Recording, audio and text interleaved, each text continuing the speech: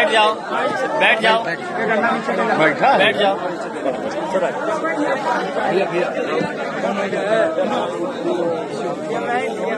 देखिए, हम लोग ज्ञापन क्या दिए हैं। सेवा में श्रीमान जिलाधिकारी वरिष्ठ कमिश्नर प्रयागराज थाना खीरी, भैया लाइट दी तो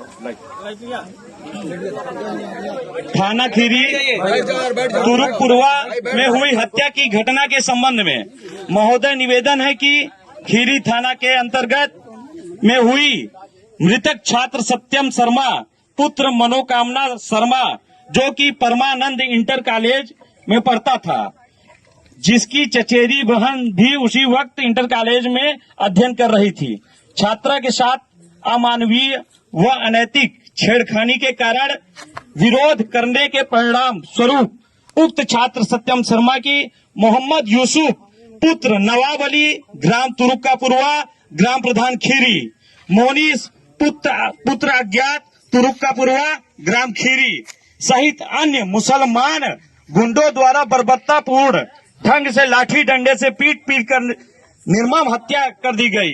दिनांक 28/8/2023 को समय लगभग 3 बजे।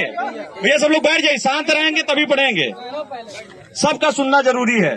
जिसके संदर्भ में मृतक के परिवारजनों द्वारा निम्नवत मांग रखी गई है। मांग नंबर 1, छात्र सत्यम शर्मा के हत्यारों के ऊपर सख्त कठोर कार्रवाई की जाए। दूसरा डिमांड, छात्र की हत्या करने वाले और उसका साथ देने वाले हत्यारों के घरों में ध्वस्तीकरण का आदेश किया जाए।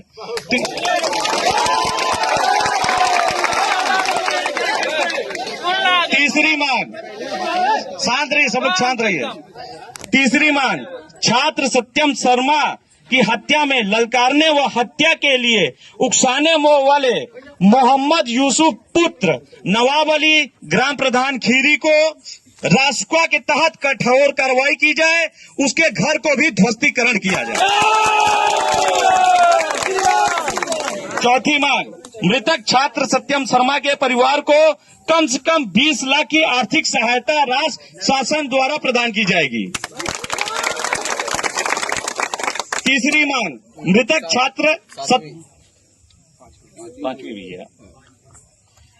छात्र सत्यम शर्मा के परिवार में आजीविका हेतु शासन द्वारा नौकरी दी जाए। छठवीं मांग, मृतक के परिवार को शासन द्वारा एक आवास दिया जाए। उक्त सभी विषयों को हल करने के लिए शासन प्रशासन को बजरंग दल, विश्व हिंदू परिषद, संपूर्ण हिंदू समाज की तरफ से एवं हिंदू समाज द्वारा 48 घंटे का समय दिया जाता है। अन्यथा मांगे नहीं मानने पर हिंदू समाज महापंचायत बैठाएगी और महापंचायत बैठा के यहीं पर निर्णय करेगी। ये सारी मांगे जिलाधिकारी महोदय, कमिश्नर महोदय के सामने रखी गई है। अब आगे आप लोग अपना वक्तव्य देंगे। बताओ क्या कोनो गड़बड़ी हो, डीएम साहब बोल दें तो ये शांत रहिए। जो आपकी एफआईआर हुई है, इस एफआईआर में जो नामजद थे, अन्य अभियुक्त थे, उन सबकी गिरफ्तारी कर ली गई है। ठीक है, वो सब गिरफ्तार हो गए हैं, उनके फोटो सारे परिवार को सबको दिखा दिए गए हैं।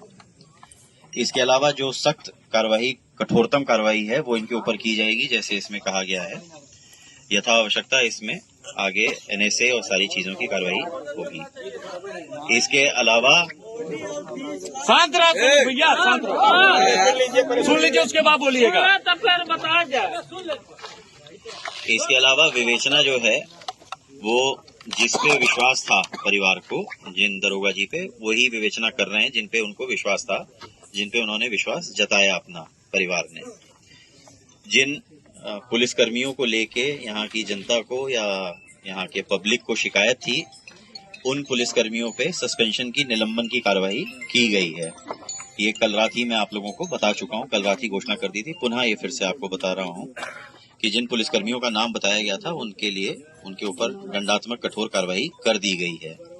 बाकी की जो कार्रवाई है, जो अनुदान से संबंधित या अन्य चीजों से, उसके लिए मैं डीएम साहब से कहूंगा कि वो आपको बताएंगे। बैठ जाओ। कल शाम को हमारी बात हुई थी और शाम की बात में जो चीजें सामने आई थी, आपका सबसे पहला था कि अभियुक्तों की गिरफ्तारी। उसके 1 घंटे के अंदर हम लोगों ने अभियुक्तों की गिरफ्तारी कर लिया था और आप सबको उसका मैसेज भी करा दिया था कि अभियुक्तों की गिरफ्तारी कर लिया है। बाकी जो सर ने बताया कि हम लोगों ने विवेचना बिल्कुल जो निष्पक्ष हैं, एनर्जेटिक ऊर्जावान हमारे अधिकारी हैं इंस्पेक्टर, उनको दिया है। फिर अगली कड़ी में हम लोगों ने जिन पर दोषारोपण था या जिन पर भरोसा नहीं था, शिकायत था, तो उन अधिकारियों पे कार्रवाई भी हुआ है, वो सारी आपके सामने है। अगली बात आई कि परिवार की आर्थिक सहायता के लिए कल भी हमने बताया था, तो उसके लिए हम लोगों ने शासन से भी बात किया। आज जो हमारे सबसे बड़े अधिकारी होते हैं उनसे बात किया है, तो यहाँ से प्रपोजल हमारा जा रहा है जो आपने दिया है, तो इस पर हमें अनुमति भी मिल गया है, तो उस पर कार्रवाई शासन से होगी।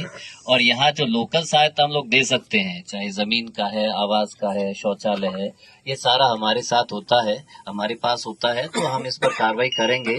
और परिवार को 3 आवास पहले भी प्रधान जी ने दिया है, तो हमें बड़ा अच्छा लगा कि एक परिवार को 3 आवास देना। जनरली सारे सोचते हैं कि हम हमारे लोगों को दें, लेकिन एक परिवार में 3 आवास दिया है। बाकी जिनका भी जरूरत है आवास की कोई दिक्कत नहीं, हम आवास देंगे और बाकी जो सुविधा का रहता है वो भी देंगे।